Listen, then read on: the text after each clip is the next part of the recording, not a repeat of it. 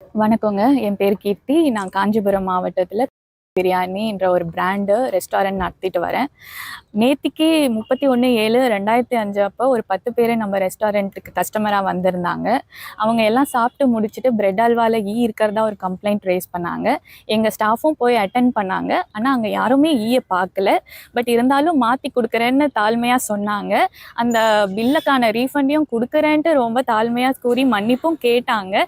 இருந்தாலும் அந்த கஸ்டமர் வந்துட்டு அதை ஏத்துக்க மறுத்து ரொம்ப தகாத வார்த்தைகளை எங்க ஸ்டாஃப் கிட்ட பேசினாரு.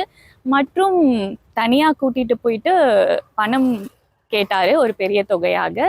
இல்லை என்றால் ஃபுட் அண்ட் சேஃப்டி டிபார்ட்மெண்ட்டுக்கு அறிவிச்சிடுவோம்ன்ட்டு மிரட்டினாரு. இதையும் பண்ணலைன்னா ரெஸ்டாரண்ட்டுக்கு டேமேஜ் பண்ணுற மாதிரி ஏதாவது பண்ணுவோன்ட்டும் மிரட்டினாரு. இந்த நியூஸ் கம்ப்ளீட்டாக ஃபேக்குங்க. ஏன்னா நாங்கள் வந்துட்டு டெய்லி தான் சிக்கன் வாங்குகிறோம். எங்ககிட்ட எல்லா பில்ஸ் ரெக்கார்ட்ஸும் இருக்குது. அது மட்டும் இல்லாமல் பெஸ்ட் கண்ட்ரோலும் நாங்கள் வாரம் வாரம் பண்ணுறோம்.